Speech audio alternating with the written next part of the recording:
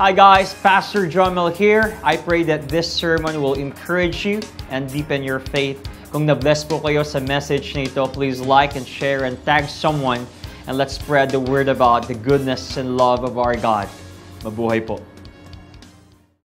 Ngayon kung di ako nagkakamali, 3 week, am I right? Ika-7. Ika-6 na series, ano? So hindi ko na susubaybayan yung mga ibang ginagawa nyo. But anyway, I was informed by Pastor Jomel. Nagkaroon po tayo ng series about the Iglesia. Tinalakan niya about the body of Christ. Talk about the building of Christ. At ano pa yung isa? Now, we're talk about the branches of Christ. So yun ang mga series na ating mga tinatalakay. Let me just read ang ating text ngayon at you just stay where you are. John chapter 15, verses 1 to 8. Jesus said, I am the true vine, and my Father is the vine dresser. Every branch in me that does not bear fruit, He takes away, and every branch that bears fruit, He prunes, that He may bear more fruit. You are already clean because of the word which I have spoken to you. Well, abide in me, and I am in you, as the branch cannot bear fruit of itself unless it abides in the vine, neither can you unless you abide in me. I am the vine, and you are the branches. He who abides in me, and I am in him, bears much fruit, for without me you can do nothing. If anyone does not abide in me, he casts out as a branch and is withered. And they gather them and throw them in the fire, and they are burned. If you abide in me and my words abide in you, you will ask what you desire. It shall be done for you. This is my Father is glorified, that you may bear much fruit. So you will be my disciples. Pagpalain ng Diyos ang kanyang mga salita. So sa text na ito isang metaphor. Christ is a master teacher, the master teacher of all times, because He uses parables, uses similes, uses metaphors. Marami siyang mga ginagamit na object lessons para ma-convey niya yung message para sa ganun ay mas madali siyang maunawaan. Yung complicated, yung mga spiritual, gumagamit siya ng mga iba-ibang mga elements para sa ganun ay maunawaan kahit ang mga elementary, kahit ang mga isip nila ordinary, para sa ganun ay maunawaan ng mga tao yung kanyang sinasabi. Kung mapapansin ninyo, sa ating binasa at sa mga text na binasa ninyo nakaraan, that Christianity is a relationship. Take note, building, there's a foundation. There is the body, there is the head. Napasin nyo? It's about relationship. Then, doon sa John 15, si Kristo He talks about, sabi niya, I am the vine and you are the branches. So there is a relationship. So Christianity is about relationship. Amen. And then, yung vine at saka branches, yung body at saka yung head, as they grow together, hindi lang nagkakaroon ng relationship, but there is also a continuous revelation. As they grow together, marami tayong nauunawan about the head, marami tayong nauunawan about the body, about the branches, about the vine. It's a continuous revelation. Another thing we can see is about roles. Yung ano ang trabaho ng vine, anong trabaho ng branches in connection to the vine, anong trabaho ng body in connection to the head, anong trabaho ng head in connection to the body. It's all about relationship, it's about a continuous revelation, it's continuous role. Ano ba ang role natin? Amen? And then, pag sinabi nating vine and branches, talks about not only a roles, but reaching out. Yung paglago natin, umaabot tayo ng mga tao. So, everything starts with our relationship with God. Amen? Now, sa John chapter 15, verses 1 to 17, ang konteksto nito, magandang balikan natin hanggang chapter 13. Ang chapter 13, ay mapapansin natin dito, sabi ng Bible, si Kristo inugasan yung paa ng kanyang mga disipulo, He taught them about servanthood. Kung paano maglingkod. Kasi sa Bible, babasahin yung John 13, nung malaman lahat ni Kristo na lahat ng authority and power was given to Him by His Father, the first thing He did was, He washed His disciples' feet. Na parang pinapakita, someday aalis ako, I will give you position and authority and power, but the purpose of that is to serve, not to usurp, not to manipulate, not to control people or intimidate people, but the purpose is for you to serve people. Amen. So in John 13, it talks about servanthood. Then also it talks about, may sinabi rin siya na ako'y mamamatay, ako'y dadalhin sa korte ng mga hentil, at ako'y mawawala. So nalungkot sila sa chapter 13. And then sa chapter 14, it talks about the second coming. Sabi niya, let not your heart be troubled. In verse 1, you believe in God, believe also in me. In my Father's are there many mansions. I will go and prepare a place for you. Sabi niya, at pag natapos na, I will come again and take you so that where I am, there you may be also. So he talk about second coming. Then he talk also about security ng mga believers dito. And then, pagdating sa John chapter 15. And by the way, pagdating sa John chapter 15, sa verse chapter 13, umalis na si Judas. Kaya nung pinag-usapan nila about the second coming, is wala na si Judas. Pagdating sa chapter 15, talks about spiritual union between the Father, Son, and the believers, which is the branches, ay wala na si Judas. Talks about fruitfulness. So, kung babasahin nyo ang John chapter 15, unang makikita natin dito is yung kausap ni Kristo na 11, they were the sovereignly elected believers. Ito yung mga pinili ng Panginoon before the foundation of the world. They were not accidentally, randomly, favoritely chosen. They were elected based on the foreknowledge of God, based on God's love and mercy. Amen? Kayo na naririto sa tagal ng panahon, kayo narito pa rin, isa lang ibig sabihin, kayo ay mga elected ng Panginoon. Amen. Jesus said when you read John chapter 15, sa mga susunod na verse, sabi, you did not choose me, but I choose you to bear fruit, and your fruit must remain. Lahat ng pinili ng Diyos ay mamumunga. Amen? Amen. Yung mga hindi pinili ng Panginoon na naririto, mawawala at hindi mamumunga. At the end of the day, sabi ng Bible, they will be thrown saan? Sa fire. So, ang context ng John 15, ang kausap niya rito, hindi ang masa, hindi ang mga pariseyo. Hindi niya kausap yung mga taong nakatanggap ng miracles. He was talking directly and he's addressing yung kanyang team dito sa mga 11 disciple excluding si Judas. So he was talking to the sovereignly elected believers. Bago kayo ma-born again sa ekonomiya ng Diyos, born again na kayo. Bago kayo ma-save sa ekonomiya ng Diyos, billion of years ago, kayo'y nakita niya na kayo at pinili niya at ginusto niyang kayo'y maligtas. At nangyari sa takdang panahon na pinili niya na mangyari yon na walang nangyaring aksidente.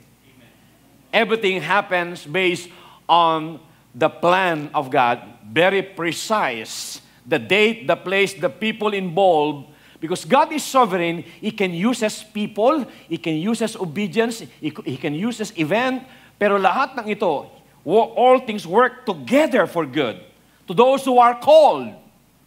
Sa lahat ng kanyang mga tinawag ng ating Panginoon. So number 1, ang makausap dito ni Kristo ay sovereignly elected believers. Ang team niya rito is about sanctification, not salvation. Pinag-uusapan dito, yung kaya may tinatawag na pruning, merong cutting, abiding. We talk about sanctification. Hindi pinag-uusapan dito ang salvation kasi saved na sila eh. Amen?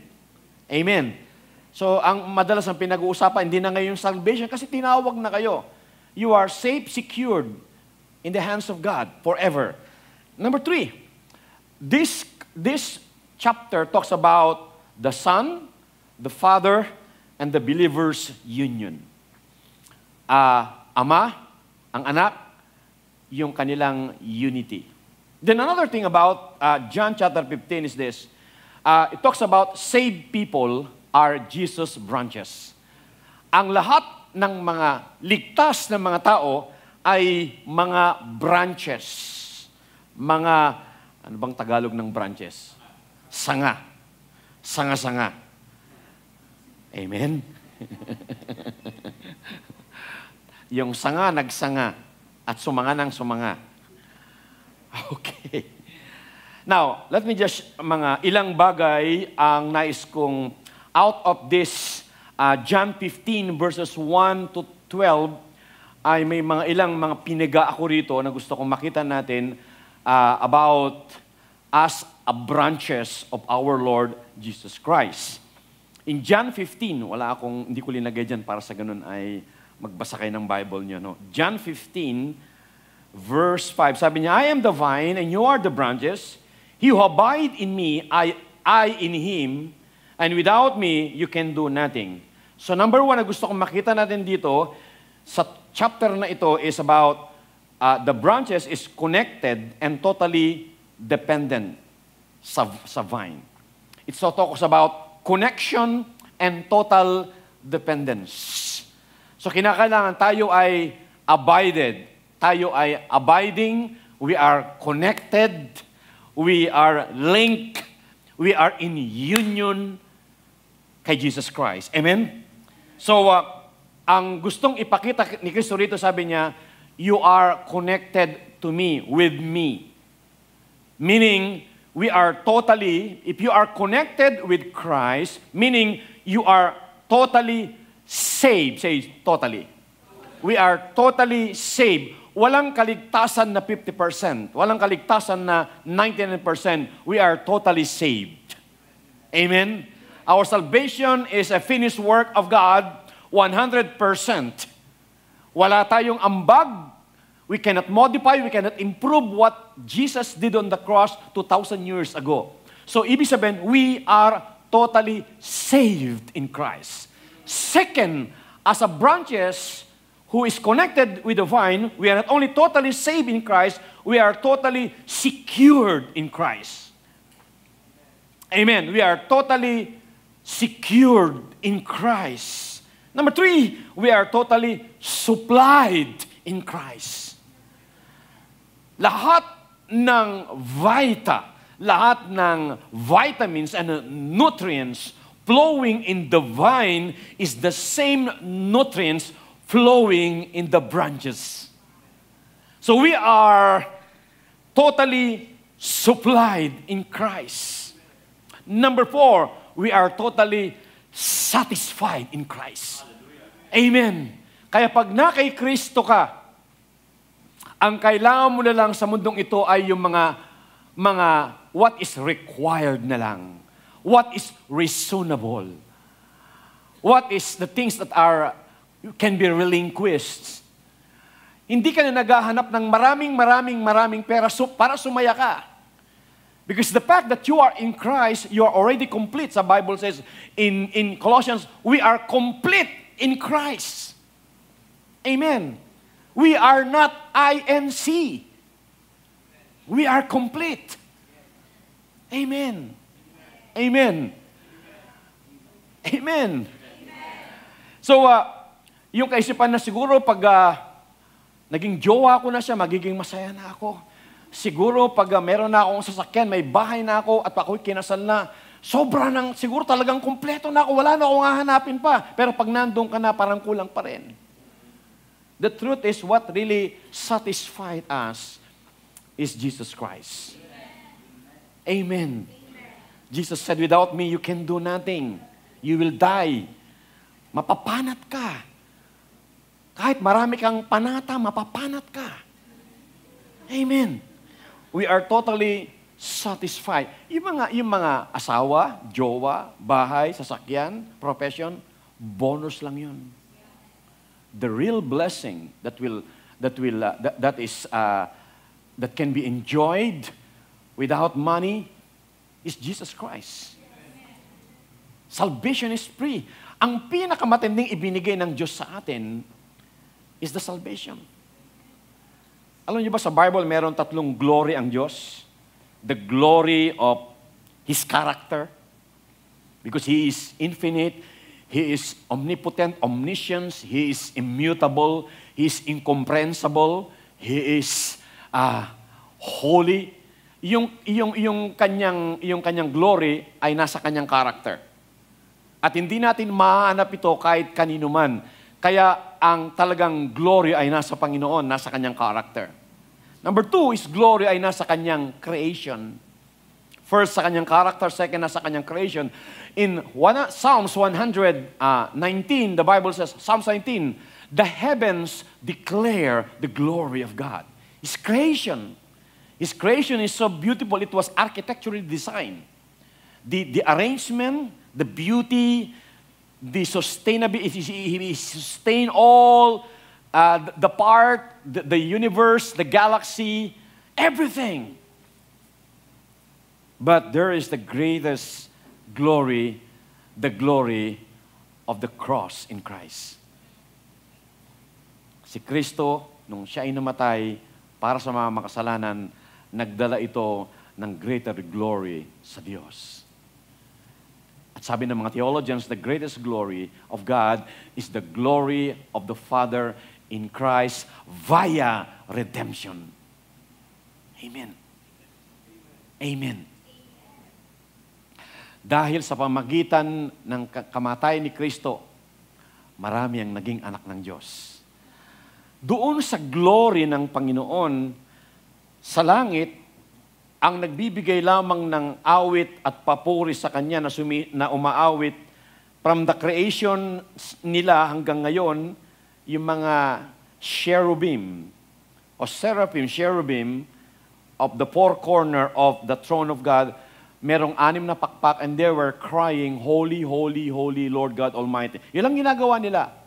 Pero ngayon, hindi lang umaawit ng Holy, Holy yung mga Christian. They are singing a different, the character of God. God is good, God is great, God is our supplier, God is our healer. Ang dami. Kaya matindi ang glory ng Panginoon sa redemption. Amen. Sa redemption, dati ang anak ng Diyos ay si Kristo lang. Pero sa redemption, dumami ang kanyang mga anak. Amen. So dito, pinapakita rito that we are totally saved, totally secured, totally supplied, and totally satisfied in Christ. Kaya hanapin natin ang ating kasiyahan, ang ating kagalakan, ang ating seguridad. People nowadays, there are a lot of insurances. Pero ang kailangan natin ay yung assurances. Amen. In Christ, we are assured and secured and safe forever. Amen. Palakpakan natin si Lord. So, as a branch or branches, we are connected and totally dependent. Kaya sabi ni Jesus, without me, you can do nothing. Walang magagawa, ang galing mo, yung husay mo, yung laki ng katawan mo, karanasan mo, those will fall short doon sa kailangan mo sa buhay na ito. You need Jesus. You need to be connected and totally dependent sa ating Panginoon. Another thing na gusto kong makita natin about the branches is in John 15 verse 4. Sabi, as the branches cannot bear fruit. As the branches cannot bear fruit. So the branches, they are not the manufacturer of fruits. They are not the creator of fruits. They are not the producers of fruit. They are the carrier of the fruit of the Spirit. Sila yung tagadala. Mapapasin yung mga halaman, may mga branches, doon sila, dinadala nila yung mga fruits. Ladies and gentlemen, kayo ang tagadala, you are the carrier of the fruit of the Spirit. His fruits, His favor, and His face.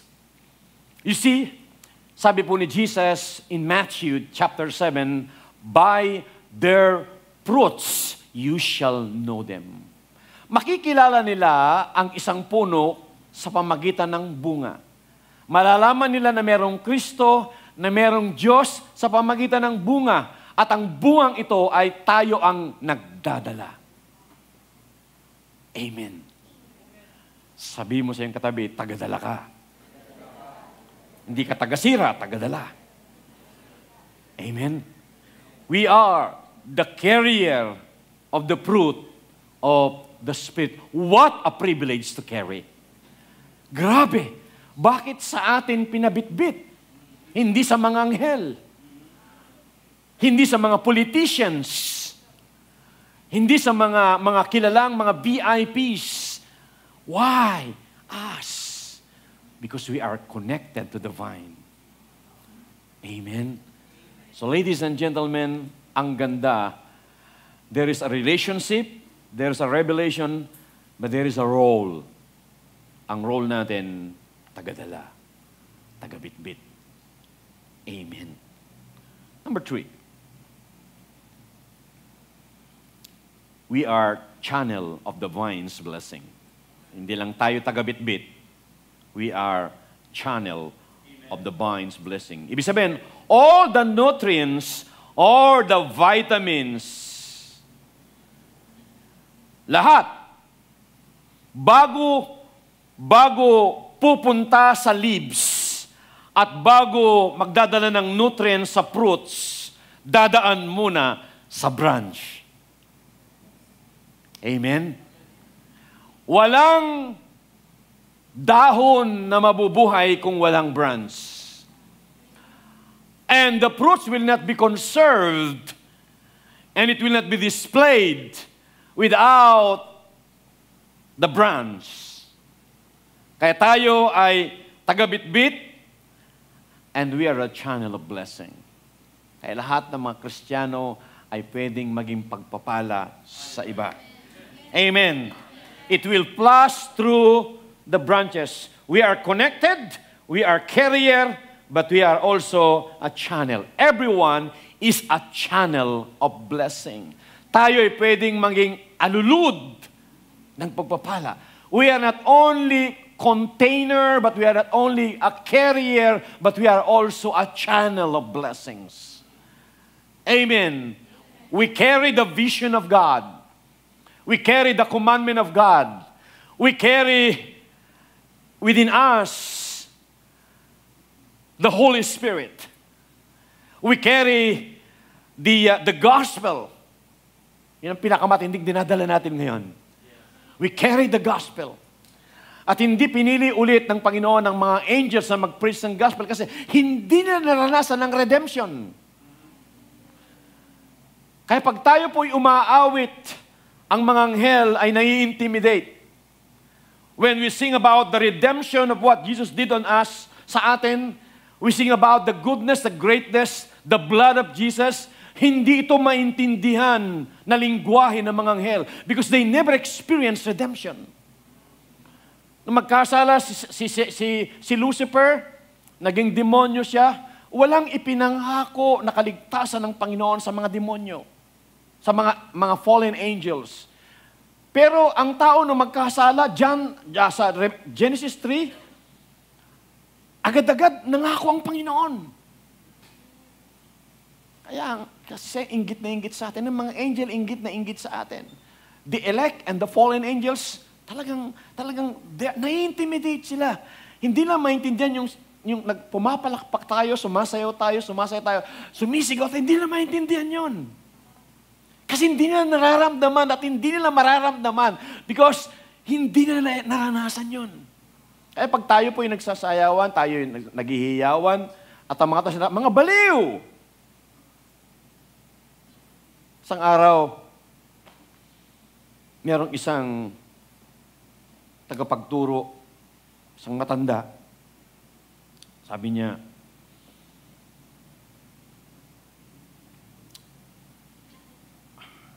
ang maging Kristiyano ay masarap, maganda, at napakasaya. Sabi ng isang lalaki doon na isang mahu, sabi niya, hindi maganda, walang Diyos and everything. Ayaw niya maniwala. So, ang ginawa ng matanda, kumuha siya ng isang mansanas, kinain niya. Ang sarap naman ito, grabe. Di ba ang sarap? Di ba ang sarap? Grabe, sarap. Tapos paano masarap yan? Hindi ko man natitikman. Ganun din ang Kristyanismo. Hanggang di matitikman, hindi masarap. Amen. Angels, hindi nila maintindihan, hindi nila maunawaan, hindi nila naranasan. Praise God. We experience the redemption of God. Amen. At yung mga excited na nagiging carrier and channel, sila talaga yung totoong nakaranas ng kaligtasan. Pero yung mga taong nag-attend lang, tapos nawala, parang wala lang, I question the validity of their salvation. Baka hindi talaga sila tinawag ng Panginoon. Kaya wag natin silang pilitin na sabihin na born again sila. Baka hindi pa sila born again. Wag niyong pilitin yung aso na maging tupa. Dahil yung aso ay aso at yung tupa ay tupa. Amen? Amen. We are channel. Sabi sa katabi, you are a channel of blessing. Praise God. Number 4. Branches are being cropped by God for greater fruits. Pasinin niyo yung mga salitang cut, abide, remain. Ibig sabihin, may tinatawag tayong crop or pruning. Isa synonyms of pruning, cropped. Sa John 15 verse 2 and 3 sabi niya, yung mga hindi namumunga ay pinuputol. At yung mga pinuputol para mas lalong mamunga. Kung babasahin nyo ang inyong Bible, sa John 15 verse 2 and verse 5, merong 3 fruits ang binanggit niya. Sabi niya, yung mga hindi namumunga ay kanyang pinuprun para mamunga. So that they will bear fruit. And then in verse 3, so that they will bear more fruit. And then in verse 5, so that they will bear much fruit. So 3 ang fruit. Fruit, more fruit, and much fruit. Ang kailangan dito ay pruning. Look at John chapter 15, verse 2 and 3. There's the word fruit and more fruit. In verse 5, sabi niya, if you abide in me and my words abide in you, sabi niya, then you will bear much, say much. Much fruit. Gusto ni Lord ay marating natin yung mamunga tayo ng marami. Mamunga, hindi lang puro bunganga. Amen. Amen. Talagang maging mabunga tayo. Much fruit. You know, pruning is purposeful. At ang kadalasan ang pruning ay minsan yung ugat ng yung pinaka baging na vine, yung branches, bumababa ko minsan sa lupa. Tapos yung branch na yon ay dahil nasa lupa siya, magkakaroon siya ng ugat. Ngayon, pag nasa lupa pala, ang mga baging, hindi sila mamumunga. So the word cut there is not necessarily pinuputol. The word cut there is to lift up. Yung salitang cut doon ay hindi niya puputulin. Ang cut doon is to tanggalin niya, kasi pag hindi niya itataas, dahil ang mga ubas ay mamumunga lang sila kung sila ay nakatayo. So, itataas niya. So, the word cut there is not necessarily to cut. The word cut there means to lift up. Iaangat niya para sa ganon ay mas lalong mamunga. Ngayon, kapag namunga na siya, there's another step of pruning. Pag marami na siyang bunga, ang gagawin ng gardener, which is the father, magtatanggal siya ng mga ilang bunga para merong spacing. Lalaki yung bunga. Nasa buhay natin, may mga tinatanggal siya sa atin kasi wala nang space si Lord. Amen. Hindi natin kailangan ng maraming bunga pero maliliit. Gusto niya, konti ang bunga pero malalaki. Yung isa pa lang na talagang mabubulunakan ka na. Yung isa pa lang pag, bro, ate tayo, ikaw, ate. Pero, ani mo yung mga maliliit na marami. Ang gusto ni Lord, hindi ganun man karami, yung salitang fruit, much fruit, and more fruit. Amen. Pruning is purposeful. Purpose, fruits, to more fruits, to much fruit. Second, pruning is not only purposeful, it is painful. Minsan masakit. Sa buhay natin, pag tayo'y kanyang tinatanggal at linalagay sa ibang lugar, tinatanggal at linalagay sa ibang ministry, tinatanggal at linalagay sa mga ganitong tao, parang masakit sa atin. We are being lifted up. Second, there is a lessening. May mga tinatanggal sa buhay ang Panginoon. May tinatanggal sa buhay natin ng Panginoon. Minsan may mga kaibigan kang, kasi minsan, may mga branches tayo kung minsan, napatay na. Kaya binanggit doon na kinakat niya, pinuputol ng gardener. Kasi kapag hindi niya kinat yung branches na patay, mabubulok yon at pupuntahan ng mga insekto na siyang sisira sa buong branches. Napupunta sa mga bunga, masisira yung bunga. Minsan ang Panginoon may tinatanggal niya yung mga jowas natin. Kasi masyadong marami. Okay? Kaya minsan, nadadamay tayo, nabubulok tayo. Bakit ka magpapakamatay sa isang babae, hindi ka pa naman sigurado? Amen? Amen. Bakit ka regalo ng regalo sa kanya? Hindi pa naman sigurado. Una, wala ka pang hanap buhay. Kawawa naman yung magulang mo. Di ba? Ba't ikaw naman na girl, pahalik ka ng pahalik. Magiging asawa mo na ba siya? Baka isa ka lang sa mga hinahalikan niya.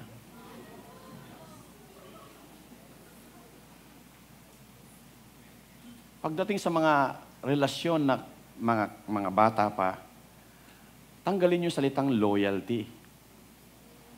Hindi ka loyal sa akin. Hindi pa na yun. Pagdating sa ganyan, easy ka lang. Tama na yung kaibiganin mo muna siya. Puyatin mo muna, pero mo jojowain.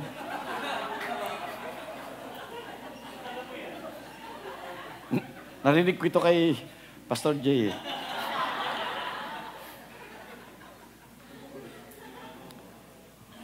Tropahin mo na lang mo ng jojowain. Di ba? Ang sarap ng kaibigan mo lang siya. Bakit? Walang nag-obliga na hindi mo ko sinundo. Ba't nakatingin ka doon? Wala. Kung kaibigan mo lang siya, wala. Di ba? Kahit mabawang hininga mo, okay lang.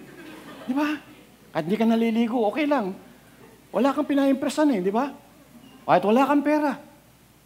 Hindi ka naiyak, kaibigan mo lang siya. Pag nag-birthday yung nanay niya, hindi mo kailangan pumunta. Kaibigan mo lang naman siya. Di ba? Pero pag jowa mo na siya. Wala ka man lang dito. Di ba? Tayo mo narinig. Di ba? Pag mo niyo munang seryosohin yan, aral muna. Pamilya muna. Di pa kayo sigurado Bakit sigurado na ba kayo? Talaga ba? Binulong ba ng Holy Spirit sa inyo? Wala, di ba? Saka ka lang sigurado na kayo na talaga, pagkasal na kayo. Hanggat hindi pa kayo kinakasal, di ka pa sigurado. Baka bagong kasal mo, matsugi siya, hindi mo malami. Diba? Ibig sabihin, pinag-uusapan natin yung future, wala tayong katiyakan. Tiyak lang tayo ngayon. Kaya ang ayusin natin yung ngayon. Our best time is today. Amen? Not tomorrow. So, huwag kayo masyadong mag-invest ng inyong time, ng pera, sa taong hindi kayo sigurado. Kayo ba, kapag yung isang company, alam niyong babagsak, hindi kayo sigurado, maglalagay ba kayo ng pera doon? Hindi. Kapag yung bangko ay nagkaroon ng bank run, yung mga tao, hindi na magdadala ba kayo ng milyon nyo doon? Hindi. Easy lang. Tropahin nyo lang. Amen? Mag-amen naman kayo. Yun ang totoo di ba? Ha? Huwag kayong palilin lang sa inyong emosyon. Now, pruning is painful, but pruning is fruitful. May mga kinakat sa buhay natin, meron siyang linelesen sa buhay natin, meron siyang sinusubtract sa buhay natin, kasi meron siyang idadagdag sa atin. Amen. Number 5. Malapit na ako matapos. I have still 8 minutes. Branches are catalysts for good photosynthesis. They're catalysts. Ang ibig sabihin ng catalyst is a moderator, facilitator. Kapag yung branch, nakikita niya na yung leaves ay hindi tinatamaan ng araw, gagawa ng paraan yung branch, kahit na supposed to be pag ganun siya, igaganon niya. Para yung leaves ay expose niya sa sunlight. At pag na-expose sa sunlight, yung leaves, and then the leaves will receive sunlight from the sun. We call that photosynthesis. And then pag nakuha niya yung light, that light from the sun, the leaves will convert it into energy. A sugar. Para makinabang ang buong katawan. Amen. Mapapansin yung mga puno, nakatago siya. Pero mapapansin nyo, hindi mo nakita yung mga puno, ang mga puno ay, ang mga branches na hindi yung, wala kang makita branches na pababa. Kasi wala doon ang sun Lahat pa ganun. They're looking for the sun. They're looking for the Son of God. Nandun yung blessing di ba? Ibig sabihin, ang branches ay ganito. Dinadala niya ang mga kapatiran kung saan sila pagpapalain ni Lord. A real branch will expose these leaves that is connected in the branch. They will expose them in the light, not in the darkness. Ang tunay na mga branch, ang tunay na mga kapatiran, mga brother, they will branch out. At kanilang dadalhin yung mga leaves hindi sa kadiliman. Yung dilim ay tarabaw ng roots yun. Pero pagdating sa vine, branches, and leaves, kinakailangan merong photosynthesis silang matatanggap or else they will die. Amen. So, ang isang tunay na branch ay dadalhin niya yung kapatiran niya, expose niya sa liwanag. Yung makikinabang siya, tatanggap siya ng blessing, tatanggap siya ng liwanag, tatanggap siya ng truth, tatanggap siya ng mabuti, upang sa ganon, that leaves become what? Become useful. And in that leaves, lulutuin doon yung light. It becomes an energy at magiging kapaki-pakinabang sa buong puno. So we are catalysts for good photosynthesis. Amen. Kung minsan yung branch, madidetect ng branch, na dito malakas ang hangin, ang gagawin niya ay gagawa siya ng paraan para to protect the body, to protect other branches. Amen. Kaya trabaho natin is to protect other branches, to expose them to light and truths. Amen. Amen. Kaya pag tunay kang talagang sangga ng Panginoon, maghahanap ka ng paraan para yung kapatid mo maidala mo sa liwanag. Mamunga siya, maging useful siya, maging kapakinabang siya sa buong katawan ng ating Panginoon. Sabi mo sa iyong katabi, may magagawa ka.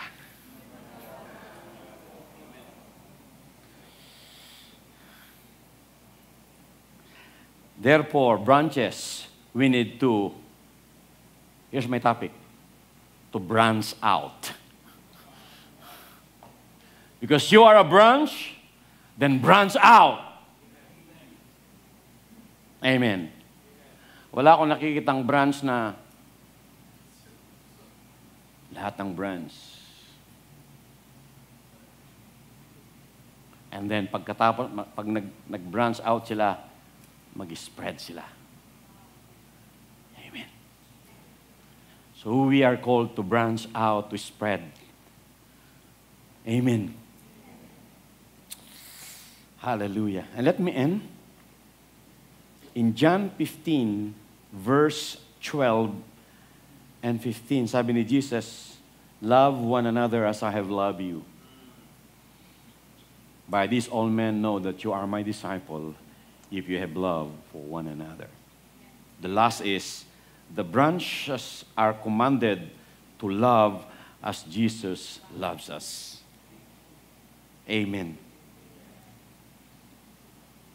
Again, let me repeat. Yung vitamins and nutrients, yung chemical elements na galing sa vine, is the same quality of chemical ingredients na pamunta sa branches, na papunta sa mga leaves, sa mga fruits. Anong ibig sabihin? If Christ is the vine, at meron siyang ganun na pag-ibig, posible pag connected ka sa vine, kung ano yung nananalaytay na vitamin na galing kay Kristo is the same vitamin that will flow throughout all the branches. May mga branches na yung amount maaring hindi ganun karami sa ibang branches. But the quality is the same but not the quantity. Kaya may mga branches na yung quantity pumupunta rito yung 70%, yung iba naman pumupuntang 20%, but the same quality. Kaya sabi ni Jesus, love one another the way I love you. And by this, all men know that you are my disciples if you have loved one another. Makikilala nila na tayo ay mga disipulo ni Kristo, hindi dahil meron tayong nakalagay sa ating damit, I am a disciple of Jesus. Hindi dahil gwapo ka, hindi dahil meron kayong B group o meron kayong D group. Malalaman nila kayo mga disciple kapag kayo merong pamilimpik at nasiko rito, pinatawad mo pa rin. Natalo ka, nag-rejoice ka pa rin. Iba talaga yung mga yan. They love one another. Amen? Napatid ka, nagasgas yung ilong mo, naputol yung kalahati. Praise the Lord! Humihinga ka pa rin. Wala kang galit, wala kang puot, pinatawad mo. Why? Because you have the love of Jesus. Amen! Kaya maganda yung nagbabasketball eh. Maganda yung may nasisiko. May napapatid, may natatalo. Doon makikita ang pagiging Kristiyano. Pag nasiko siya, kaya ito, nagawid ako. Kas jay mati, dagiti, beta ni kas jay. Wala. Hindi ba? Ayoko na yan. Walk out. Amen? We are commanded to love one another as Jesus loves us. Sa old mindset, sa Old Testament, sabi niya, love your neighbor as yourself. So ang standard ng pag-ibig ko sa Kanya is kung paano ko kamahal ang aking sarili. Kaya pag hindi ko mahal ang aking sarili, hindi ko rin siya mamahalin kasi ang standard, the way I love myself. But on the New Testament, actually, dalawa lang utos ni Kristo talaga sa New Testament. Make disciples and love one another. Amen. Amen. Matthew 28 and then John chapter 15. A new commandment. Wala nang idinadagdag sila. A new commandment I have given to you. Not the old. Ibig sabihin merong new. That you love one another as I have loved you. Nasampal ka niya, nasuntok ka niya, nasiko ka niya, naimarites ka niya, patawarin mo. Kailangan mo naman yun lang. Hindi pa naman pinuto lang tenga mo at ilong mo at kinalbo ka. At binawasan ng pagkababae mo, pagkalalaki mo. Love one another. Amen. The Bible says, by this shall all men know that you are my disciples if you have love one to another. Grabe. Amen. Kaya po, sa atin, if you're a branch, love one another. Amen. John 15, verse 12. Kailangan yung pag-ibig nating ibibigay, hindi pag-ibig mo, hindi pag-ibig ng mga nakaraan. Kinakailangan, hindi pag-ibig ng ninuman. Hindi, it's not emotional love. It is not a lust love. It is Jesus love. Hindi bang hawakan mo yung katabi, sabihin mo, I love you, brother, with the love of Jesus. I love you. Tayong lahat ito mayo. Let's sing a song. Praise God. Thank you, Lord. Hallelujah.